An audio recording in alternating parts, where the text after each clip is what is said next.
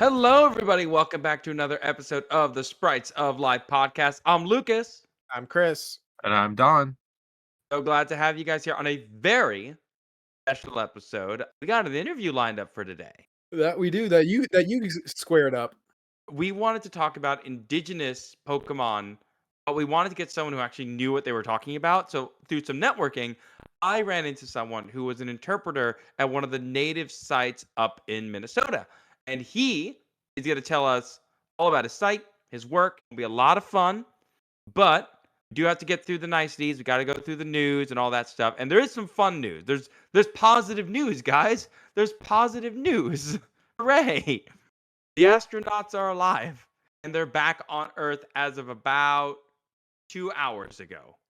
So the two astronauts that were stuck up in space for just basically having their stuff break down and just staying up there from 8 days turning to 8 months, they're back, which is pretty great. I mean, admittedly, there's been some weirdness about it simply because there were claims that, like, no, the US government it left them up there for like reasons, but in reality, what actually happened, according to NPR, was that the astronauts were added to the rotation for the International Space Station. So it's they could have gone down at some point. That rocket that brought them there had been up there since at least September, but there was a lot of internal stuff that kept them up there. And now an 8-day turn to 8-month trip is finally over for them. And I cannot wait to hear what their story. I mean, what would y'all do if you were stuck up in space for 8 months? Hope I had a Game Boy or a Switch. See how many times I can spin around without touching a wall. That's about it. I mean, they weren't doing nothing up there. Technically, they had experiments, they had spacewalks, they had jobs to do up there. When you're on the International Space Station, there are no mooches. You are doing a job. But it was really interesting to see how people didn't really understand that the people that, oh my gosh, we abandoned them up in space. They're gonna die up there. It's like, down. First off, it's Boeing's fault because their stuff broke, and so they just have to suck it up from there. But otherwise, no, they're back on home turf. God, I hope they remembered to feed their fish before they left, because otherwise, that they're gonna have to really clean out that fish tank after 8 Maybe months. what if they had a lungfish and it just estivated in the mud on the bottom? That'd actually be kind of sick. That's the pet fish of every astronaut. It's like, why do you all have this? Like, well, in case we get trapped in space, we want to make Well, sure. we're in space, we just stick him in some mud. Yeah, every time we just pack them in some dirt. All right, later, guys. I'll hopefully see you in 8 days or 8 months. Yeah, we'll figure it out. Now, on the note of hard-hitting news that just dropped today, not as important as two astronauts coming home, but pretty important to us. There's a new collaboration between Pokemon and one other toy company. Don, did you hear this news too? I did hear the news. I can't wait to spend way too much money and then not get it. The Legos, baby. They're finally doing it. We're finally getting Pokemon Legos after decades. Oh my god. The inevitable end game of all of the Lego Nintendo partnership that we've gotten so far with Mario, Zelda. Yeah. God, Jesus. They're waiting for the 30th anniversary. They have them out there already. They're just trying to be dramatic. I was looking at some of the Mario sets because I feel like these are probably going to be more like character-based sets, like the bigger ones. And so I was looking at like the Bowser Lego as like a point of reference, or some of the Mario ones as like what we could be looking at. And so like the Bowser Lego retail is about $270. I'm guessing they're probably going to be somewhere between the $270 $120 Lego range. And there might be some smaller sets, but like the big fit like that, there's going to be a like a Pikachu. Of Like course. yeah. It's gonna be Pikachu, Charizard, maybe Kanto starters, Eevee, and then like wild card legendary. You're never gonna Big see Man the Charizard Blastoise? on shelves. Yeah, Big Man Blastoise. Oh god. Honestly, it could just be Will. I was talking to him about this because he's a huge Lego nerd, and he was like he wanted to see a Pokemon Center or a Pokemon gym, like have an actual like location as opposed to like a figure. I mean, they make like the modular city sets, so that could be kind of fun too to do a little modular Pokemon city. Yeah, those little Pokemon minifigures are gonna be a lot of fun to have too. It really is cool that we're finally getting this because that was one of the like Pokemon has bricks sold all the time, but they were never truly like they're not Legos, so they didn't have the same impact.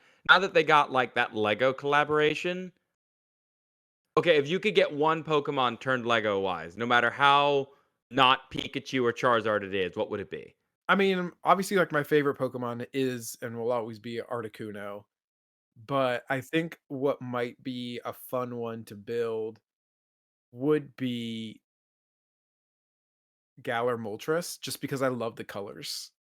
Um, Torkoal, but also fun to build. I think I honestly just really like him. Crustle. Oh, Oh, Crystal's a that'd be good good. one. Crystal's a Yeah, good one. I feel like I'm just gonna go for like what would make them the most money. Make a Rayquaza set. yeah. Like Rayquaza that would go would crazy. or Giratina. Giratina, have it so that way you have all the pieces, but you could do both forms just with the same number of pieces. Oh my, yeah, that's a very fun idea because it'll make people buy two sets. The Exactly. They oh, see it's you like got it. and they do make those 3-in-1 sets where you can be like a They could tiger or do a shark or Giratina and yeah. then the Palkia Dialga horse forms. Oh god, what if they did that for regional variants too, where you literally like, oh yeah, we have the normal Sand Slash, but we also have the Alolan Sand Slash. You gotta get them both. Non-Pokemon wise though, you wanna know what I would vibe with? Shoot. The SSAN. I mean, Oh, that's a good one. Battle And have it Frontier. up, and you can have like the trash cans and a Pikachu and you running around, a little Gary Yeah, Oak. yeah. Oh, That would be a great that's set. that's a good set. I like that set. All right. Well, that was fun, but I think we've left our guests sitting around long enough. Chris, Don, I'd like to introduce you to someone I met while I was at a conference down in Florida. I thought he'd be a great help with this episode. Say hi to Brian. Hey, Brian, welcome to the show. Hey, thanks for having me. Oh, thank you for taking the time. We didn't really feel right tackling this topic without someone who actually knew stuff about this. So I was really happy that we ran into each other because you were exactly the person I needed to like talk about this stuff without it being, sounding disingenuous or just not from someone who knows it. Yeah, anything I can do to help. All right. I guess for starters, you should probably tell the people listening who you are and what you do. Yeah, my name is Brian Bellis. Currently, I'm actually a cultural interpreter for the Shakopee Mdewakanton Sioux community, located in Shakopee, Minnesota. But before I made this transfer, I actually worked for Activision Blizzard. Got recruited right out of college and worked with some of the DEI programs, integrating diversity, equity, inclusion into video games, making sure that certain groups of people and demographics got properly represented in gaming, which is kind of where I fell in love with what I do today, making sure that indigenous representation is properly shown within media, including movies, video games, and just in culture in general. And when you were with Blizzard, were you working on like specific games or kind of like a generalist? I worked on multiple games under the Activision Blizzard umbrella. One that I can actually really I worked on a lot was actually Call of Duty. So some of their skins, some of their bundles that were released is what I worked on when it came to making sure that indigenous representation was properly displayed. I also worked on some games like Diablo, and then Overwatch as well when it comes to making sure that those characters were also portrayed ethically and then also properly as well. I guess in that situation, particularly I guess with like the skins idea, how did that sort of chain work? Was it that they would come to you or your department and be like, we want to have a skin tied to this, how can we do this? Or was it more they approached you with a quote unquote finished product that you all would advise on? Was it both? It was really both. There was one in one of the Call of Duty games that we worked on when it came to the plane design, and they were talking about some of the plane designs and Native Americans that participated in World War II. So that was an example of something that was already designed, something that already came upon our desk, and then we really advised on that. And then there are also like when it came to Overwatch, we've had different skins and characters that have already been designed by a design team gone through what you know about legal work and whatnot, and show up on our desks for the final approval. And then we would work with other what you call ERGs or employee resource groups to really make sure that those were really displayed properly. One example would be where we had a skin. We worked with the Latinx team to really make sure that was really portrayed, and that was as last Call of Duty actually. Okay, so what was your like favorite game to work on under the Blizzard Activision umbrella? I would have to say Call of Duty. I worked on that project for about 3 to 4 years, and then I also got to meet a lot of the other ERG groups when it came to that specific game, and then really got to work on a couple of characters as well. So you're currently not working at Activision Blizzard now. How did you make that transition from Blizzard to the site you currently work at? It was actually a pretty cool transition when you really think about it. I've always worked in that field. I actually started my undergrad internship working at the cultural center, where I work now at British Shakopee, or I'll just call it SMSC going forward, but the Shakopee Mdewakanton Sioux community. And when I was in SMSC, I started working in language, and then I really started to fall in love with. And this is back before I was in my undergrad and working with Microsoft. And then what ended up happening was I started working with language, started falling in love with the kids, and one of the things that the community does is they really want to make sure that the kids are learning how to code and whatnot.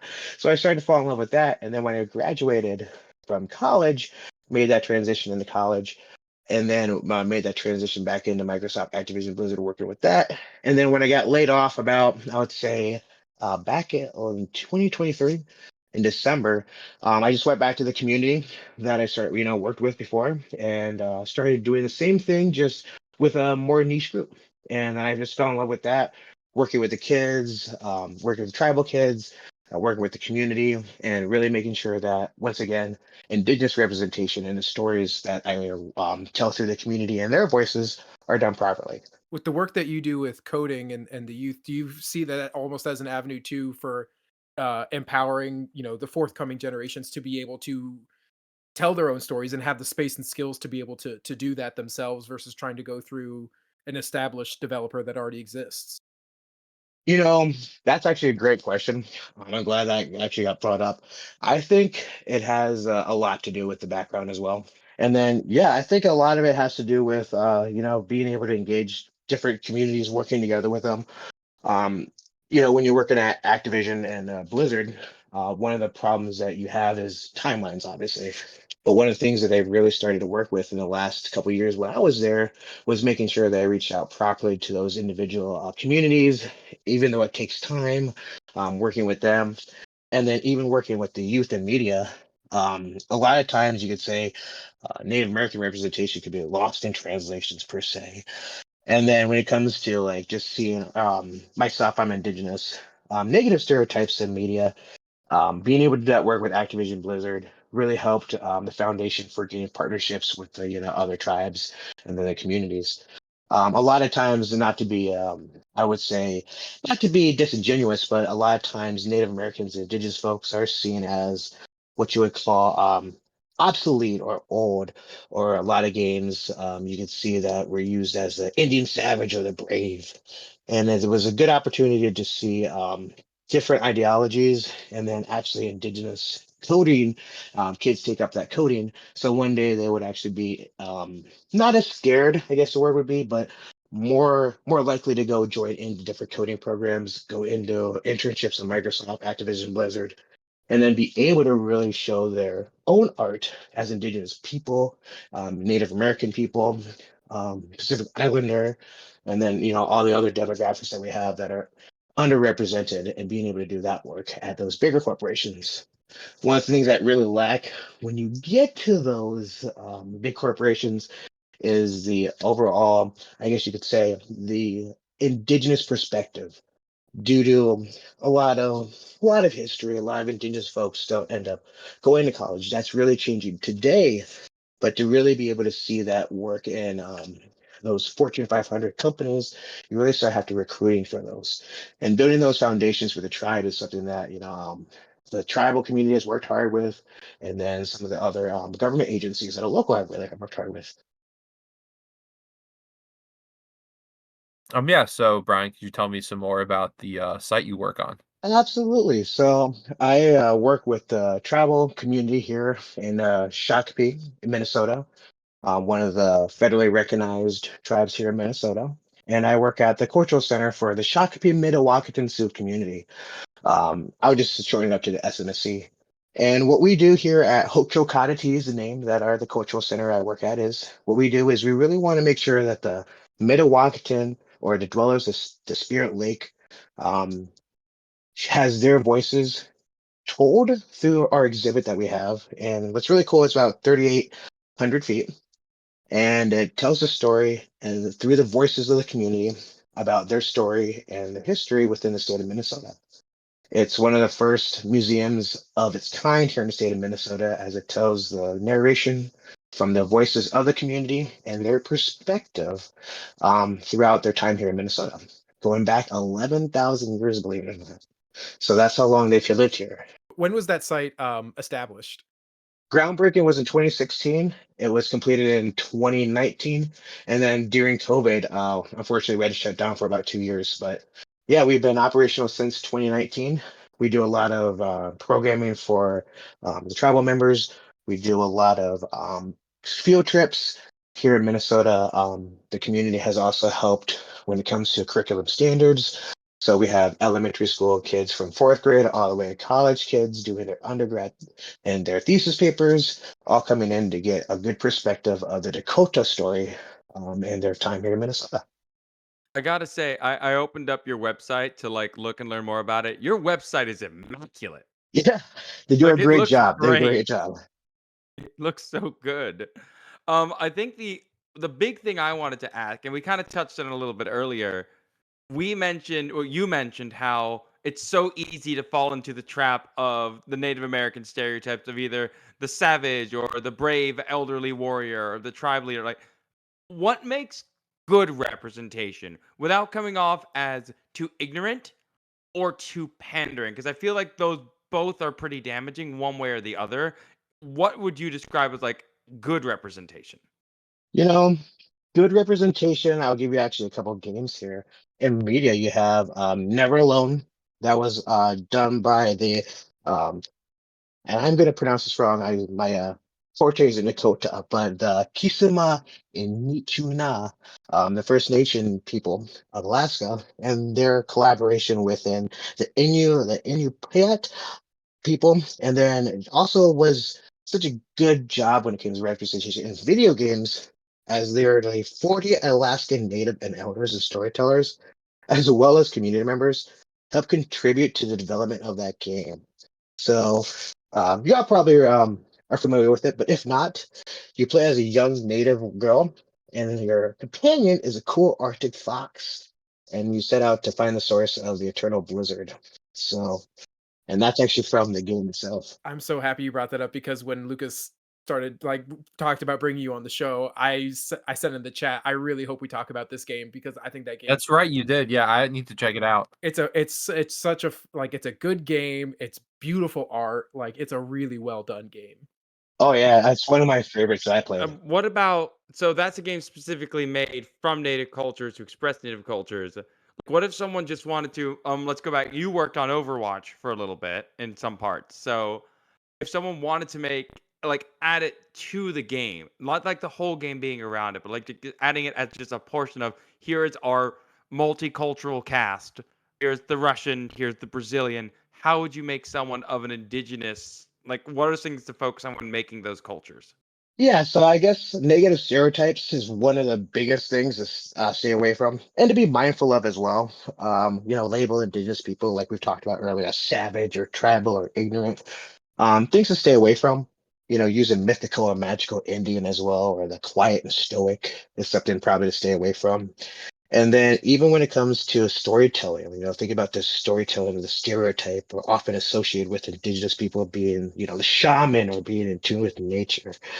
And then we also have games that you also want to stick away from when you also talk about the narrative and how it's seen. You could have an argument for Horizon when it comes to settler nativism or becoming the Indian. A cultural appropriation, to be easier to say, and then also conflating tribes or as all groups of people at the same time with no distinction of their culture. So that's something you also see kind of in Neveralone. I personally love the game, but they could do a little bit better. When I was talking with developers with Guerrilla Studios, they never actually consulted with a Native American group. That's something to really think about when you're looking at their art and how their narrative and the storylines really written down. They were just thinking, man, we're going to make these native looking cultures, but because we're making them up, we shouldn't need to bring any consultants in. Yes, there's actually an article that talks about the term brave. To sum up the line, the developers didn't think it was actually useful because they talked to everybody internally and no one thought that was an offensive term. And it's like, whoa, well, you never even talked to a Native American group. So that's where you get kind of those, you can say, mixed messages. And with that in mind, I almost think of, I think it was Frozen 2. When Frozen 2 came out, I can't remember the name of the indigenous group. Was that like the Sami? Well, it's kind of cool you brought the Sammy up because Scott Snowfall, they've actually worked and made their own game with their own developers too. It's called Scott Snowfall. So that's also a work of fiction in fantasy world. And even though it was one Sammy person behind the idea of everything, in some of her interviews too, she talked about how it was important to get multiple Sammy perspectives, as she herself may not have been a total expert in the entire culture. And that's totally understandable. You know, we can't be responsible for knowing the entirety of a culture. And that's one of the things that she was talking about. So when they're making Scott Snowfall, they were very much inspired by her own culture. And the game combines old knowledge from various sources too. Like I'm talking with elders, community leaders, and different parts of what they described as Sammyland. And that was all used to tell the diverse story and characters that were true to their culture as well as coexisted within the framework of their actual game, which is something I think is pretty amazing too. So you have like Never Alone and then Scott Snowfall. And then here's a quote by her actually. This is a game dedicated to all the young Sammy who are facing the challenges and stress of keeping their culture alive while the outside world makes it harder and harder every day. And that was by, I'm going to pronounce her name right, Eris Teresa Joret Marina. And I think that was just beautiful. Sakaba, the stuff. I'm pulling up like a picture for this game, and just from like the art, like alone, this looks gorgeous. Yeah, it's another fun game. You play as a young boy, he plays the drum, and you're trying to bring back the earth from even what we call today, pollution. Love that these games exist. I just wish, we talked about them more as just not just as, hey, look at this piece of good indigenous culture, but this looks like a really fun game to play. I mean, it just goes without saying that an indigenous culture, as you said earlier, lumping it all together or just not representing it is more than just the stereotypes. We lose. Everyone loses when we don't get to hear these stories because we hear a lot of the same stories from all these different other mythologies and histories and culture and forgetting for 11,000 years, right, of your own site. We don't even consider that. That's older than beer. Like that's crazy. I totally agree. And when you think about the importance of representation in video games, when it cannot be overstated that video games are powerful mediums even today. Everyone plays them. Almost everyone plays them. I know my parents play them in their 70s. So when we explore indigenous peoples and give them an opportunity to really reshape representation in their image as well as being like part of a game, man, I think they can really, as indigenous folks, as us, can really portray our culture authentically, conveying the depth in our traditions, languages, and experiences that usually really aren't shown authentically or taken on the behalf of us. And it really just shows that by offering a platform for our narratives, it also educates players and fosters empathy as well, which we don't need to always think about politically, but something to think about on the side.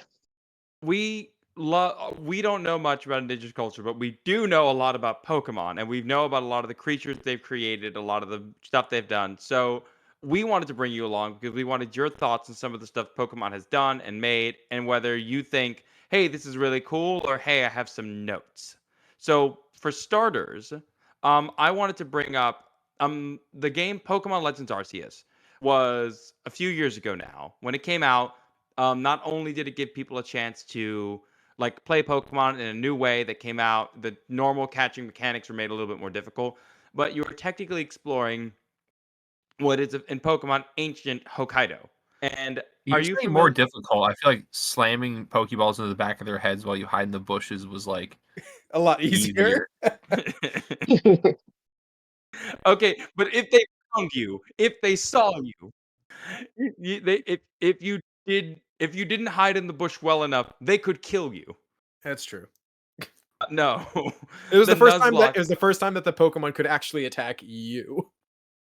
the Pokemon you put you. Hey, no, that happens in Coliseum when they go hyper mode or whatever. Okay. All right, Oh, I remember so that one. I've been replaying it right now. It holds up well. It's a fun game. have you ever heard of the Ainu people? No, I haven't. So while we have so many indigenous tribes here, we forget that there were other tribes as well that went through something similar. The Ainu people, and I have a photo of them here in the Discord chat, or at least a small portion of them. These were the indigenous tribes, and still are the indigenous tribes of the topmost island in Japan, in northern Hokkaido. Um, if you've never heard of them before, it is because the Japanese government spent, for the past over 100 years, they spent much of that time trying to suppress them, their culture, and integrate them into Japan, especially during the Meiji Restoration. A lot of discrimination, very similar to so many native tribes here in the United States. So when the game got put into place, we speculated, okay, maybe they will add something a little bit more, something a little bit tying to that. We didn't expect much, but like, a little something. And here's the pictures. Like you have the pictures up top. I'm gonna drop another picture here. Now, the one in the middle is supposed to be from your typical Japan. The other two are supposed to be the leaders of the indigenous nations. So you compare the two pictures, they've made some adjustments not just in overall styling, but with the dress work as well. Yes. They basically went, okay, instead of having them be Ainu, we have it, let's just make them older but newer style Japanese. Them off our own stuff instead of the Ainu people. And that was something that, just because you clearly could have picked other things. I mean, I did find one set of characters who were semi close to it. Let's see if I can have a picture of them. And honestly, the only reason they're close is because they were allowed to have tattoos, which is something in Japan that you normally don't get. Characters in the game where they're the picture on the right is who they're supposed to be in like future games, and on the left is what their ancestor looked like. And in this case, of that, but they're viewed as scruffy bandits who attack people, which is not great. It seems like a very sticky situation with all the suppression that you talked about, Lucas, to then have the game take place in a time when that's basically happening in the game. Like the what was the expedition? This is the Galaxy Expedition. Yeah, the Galactic Expedition. Galactic Expedition is moving into the area, and so that seems like a very sticky situation to navigate. It's Where they were ignored. sticky. It's sticky, I think. Yeah, I actually completely agree with you. One thing they did get right, they did get one thing. They added a new bear evolution for Ursa It would have Ring. been So Ursa Ring, yeah. Ursa Ring. So Ursa Ring got an evolutionary upgrade in this one and turned it to Ursa Luna. Sick. It's really awesome. good. Big bear. Ainu people do have a special place in their culture for bears as a sacred beast, as a sacred animal in their culture. So they did something. I do think people sleep on the maybe just like an American centric view, but people don't like realize the bear population, particularly in northern Japan, is like really substantial. Yeah, and they're also, I think are they bigger than ours? I believe they. Well, I mean, they're like a subspecies of brown bear. They're bigger than some, but not bigger than others because we have a few like the grizzly bear and the brown bear and stuff are like separate subspecies. Ursus arctos and Ursus arctos horribilis. I don't remember the specifics of the brown bear. They're similar to like the Kodiak bears, which are really really big, and the Kamchatka brown bears and stuff as well. And they do recognize them as like, oh, this is our protector, this is our area. So they got one right. So we have to give them that. Would be remiss to let not people know. The Ainu people actually have made great strides in getting their stuff known. They actually did get one of their own represented into their parliament back in 1994, served 5 terms. Great stuff. And there's also a manga that then turned to an anime called Golden Kamui, which takes place after the Russo-Japanese War, and it has a huge collection of Ainu culture. Like it's all there in the background, and they actually take the time to go through some of the traditions that the Ainu people did. So there's good representation made in Japan.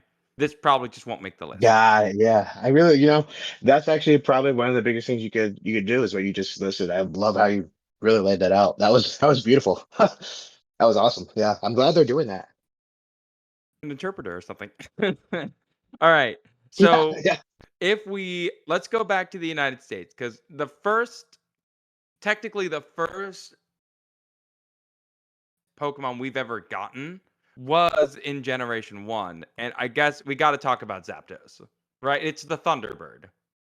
We were saying you're saying first. I'm not going to get into the thing. There's technically 4 first Pokemon, but I said first indigenous. First indigenous. I like Zapdos a lot. Okay. So Yeah.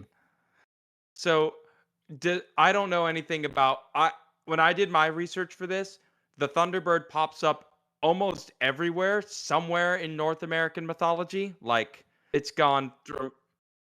Is it in your people's culture? Is it in your site's culture as well?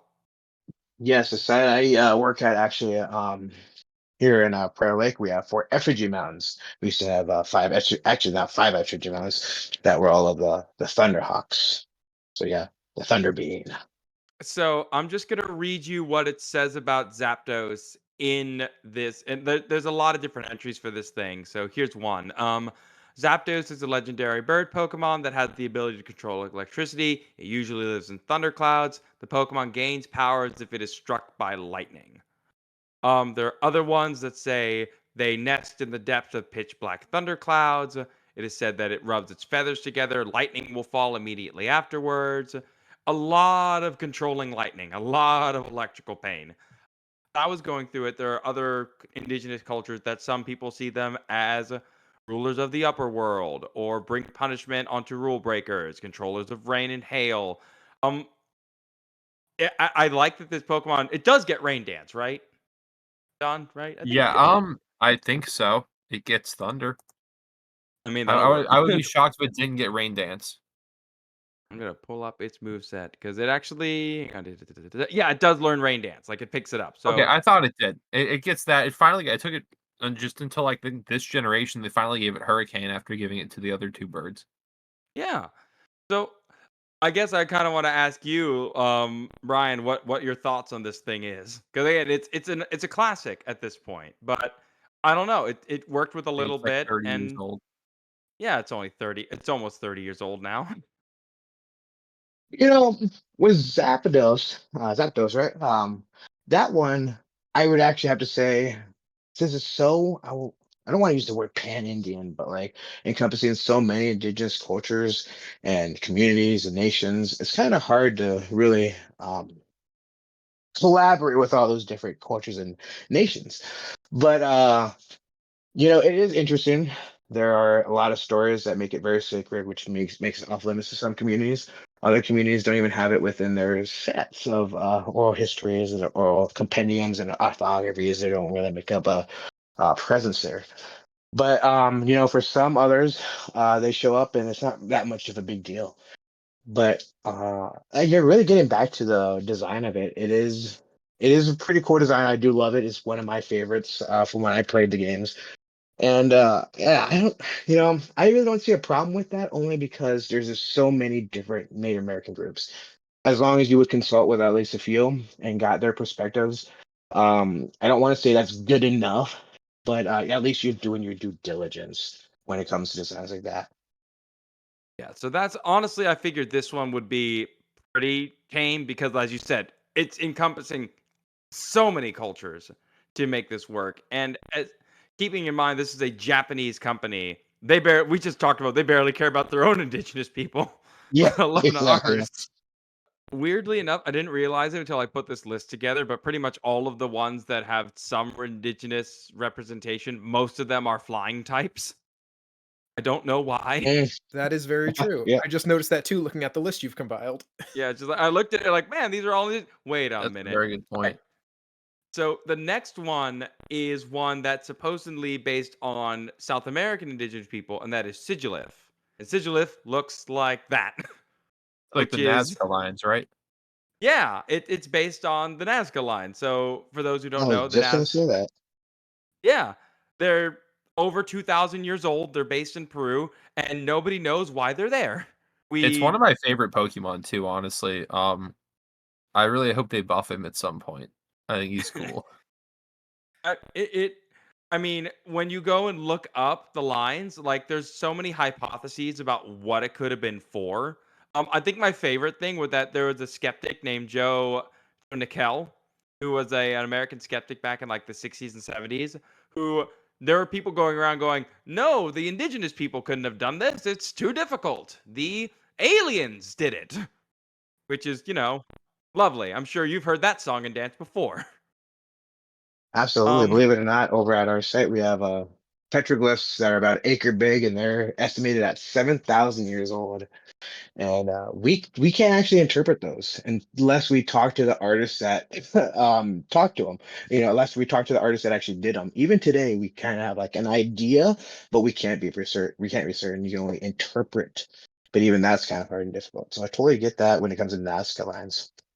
Joe Nicola was able to replicate making the lines using simple tools to prove that no, indigenous people know what they were doing. Shut up, which is It's phenomenal. like Yep.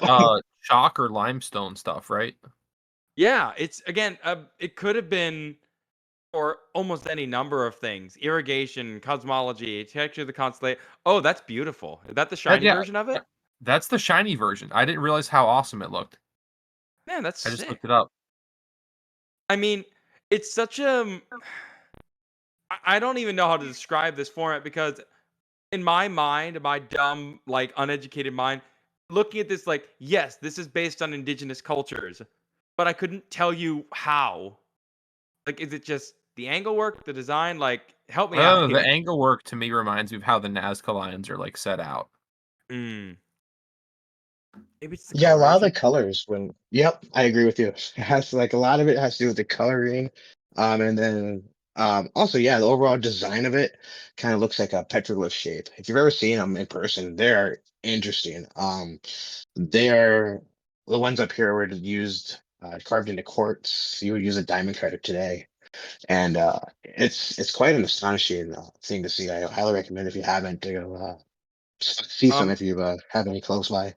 Yeah, it's the definitely on thing, my list. I have a coworker who has family up there, and his wife is, I don't remember the specific nation she belongs to, but he goes up there every year and he showed me some incredible pictures of petroglyphs.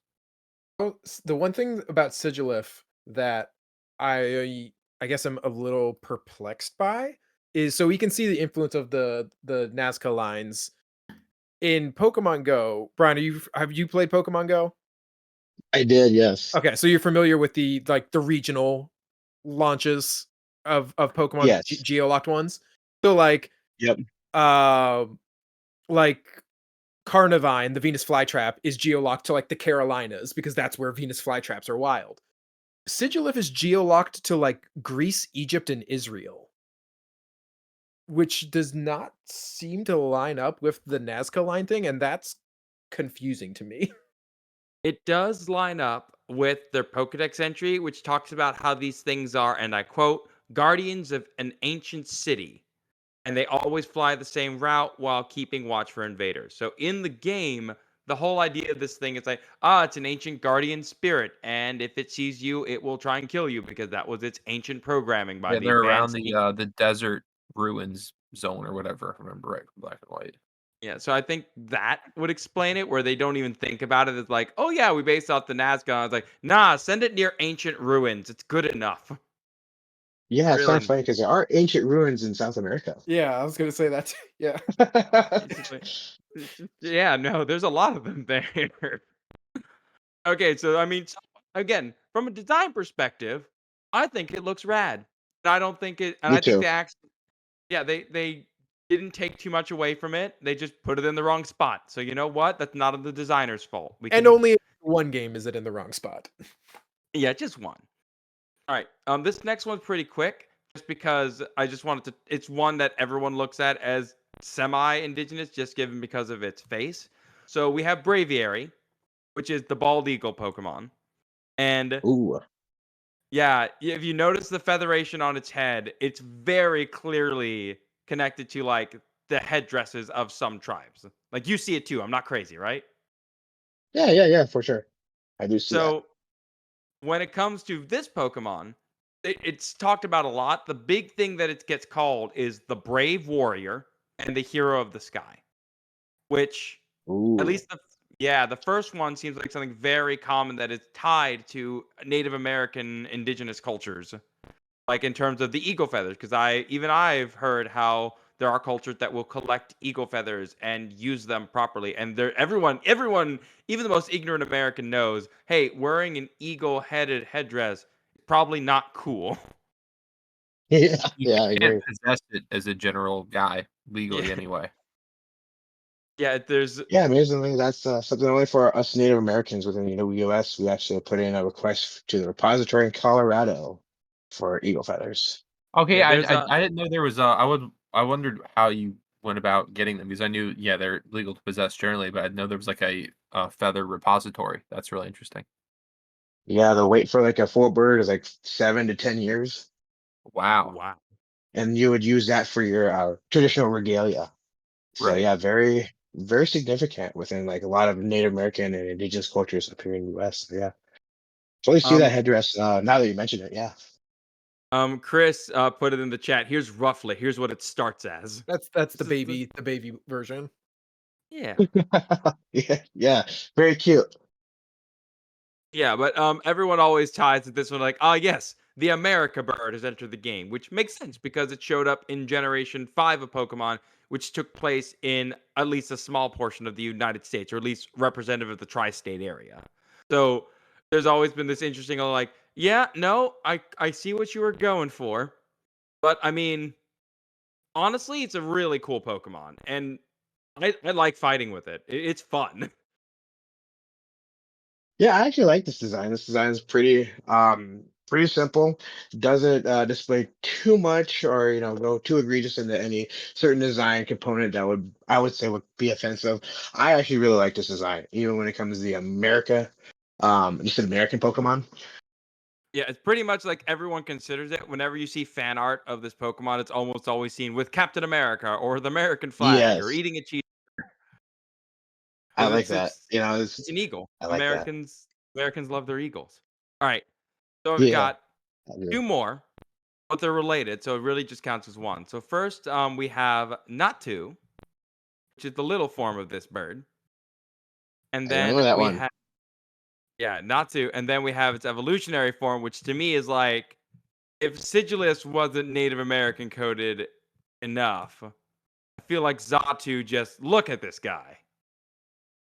Oh Like yeah. that is oh yeah, no, It's actually, that's I never amazing. thought about it, but we have a surprising amount of psychic flying guys that are like of the same theme or similar themes. Oh, Or like of just with Sigilyph and Yeah.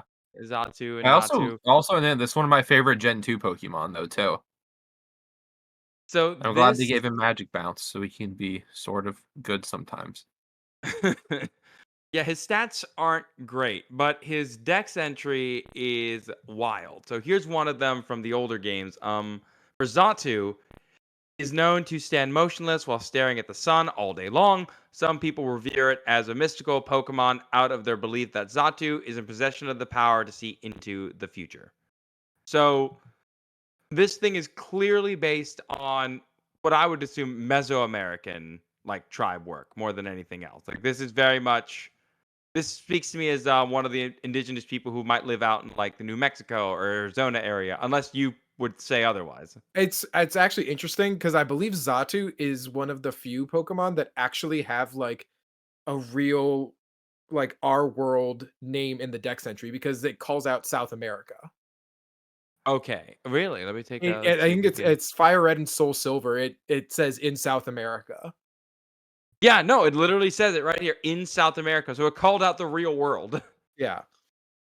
Yeah, I actually like this design. It looks almost like if you're familiar with like Shaw dancers, it almost looks like a Shaw dancer at attention. How do you spell that? It would be Shaul. I'm gonna When they pull have it up. their shawls in front of them, they actually kind of look like that because the women have long braided hair. That's cool. Yeah, I think I found some good pictures of it I can use. That's awesome.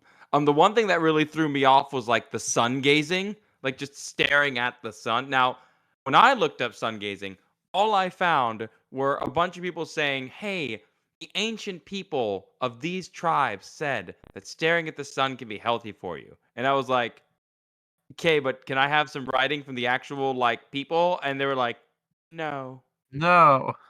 no." Yeah, I just like look, if there were people who stared at the sun for some sort of clarity, okay, I just want to know if it's real or something you made up so you could sell rocks that you don't know anything about. Like, please.